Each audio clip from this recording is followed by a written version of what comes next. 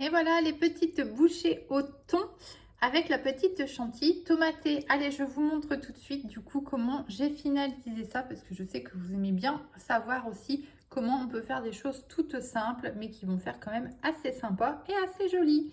N'hésitez pas à liker cette vidéo et à la partager. Allez, on finalise ensemble nos petits fours au thon.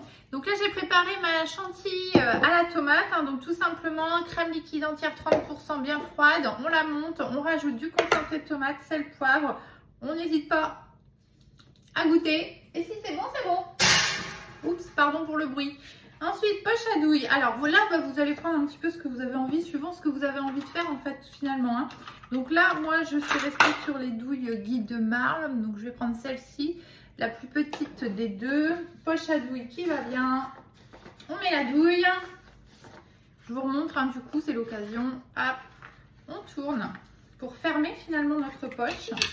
On met dans le support ici. Je me rends compte que j'ai mon café qui est à l'écran. Voilà. On va prendre une petite spatule qui va bien. Et on va tout simplement remplir. Alors, vous voyez, ce qui est bien avec le support, encore une fois, c'est que tout simplement, hop, et on a une belle chantilly, c'est bien. Hop. Alors, moi, je la fais sans mascarpone, la chantilly. C'est un choix, vous pouvez très bien en mettre, mais je trouve en fait que quand on met du mascarpone, moi, je trouve ça plus lourd, plus riche, forcément encore. Voilà, donc après, mais voilà, ça se fait tout à fait et c'est moi mes habitudes, ça. Donc, si vous avez l'habitude de faire avec du mascarpone, eh bien, n'hésitez pas, faites-le. Et voilà. Donc voilà les petits fours, voilà ce que ça donne. Alors je vous explique juste une petite chose que j'ai faite. Je les ai cuits dans le moule petit four. Donc voilà ce que ça donne au niveau de la forme du moule petit four. Mais je l'ai trouvé un petit peu palo, on va dire. Donc du coup ce que j'ai fait, c'est que j'ai fait le jeu des plaques. J'ai démoulé sur ma toile de cuisson, vous voyez, et je les ai repassés 2-3 minutes au four. Et du coup ça m'a permis de les colorer un petit peu plus. Je trouve ça un petit peu plus joli, clairement. Donc là c'est refroidi, donc j'attends par contre là maintenant...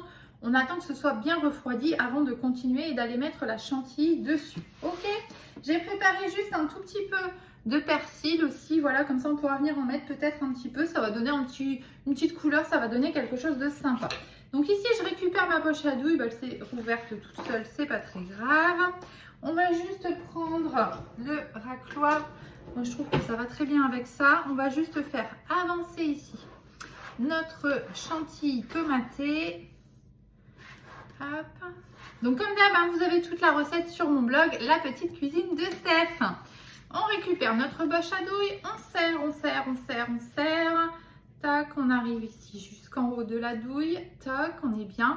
Quand on serre comme ça, c'est pour éviter d'avoir de l'air en fait, parce que sinon quand vous allez pousser, ça va faire flash et puis ça va pas avoir une jolie forme. Et vous allez en mettre partout. Et puis là, on y va. Alors, vous pouvez toujours faire, si vous préférez, faire un petit essai avant, c'est ce qu'on va faire. Hop. Ça vous permet de voir un petit peu au niveau de la texture comment on est, de la forme, ce que vous allez obtenir et pour pouvoir bien vous positionner finalement sur votre petite bouchée et faire quelque chose comme vous avez envie de le faire tout simplement. Voilà, alors après il ne faut pas en mettre trop non plus. Ça fait un peu grand. Tac. Et ben voilà, regardez-moi ça. Est-ce que c'est pas trop mignon ? Allez, j'en refais une, mais bon, vous avez compris l'idée. Après, on va tous les faire. Hop. Si on n'a pas envie de mettre de persil, si vous avez envie de mettre autre chose,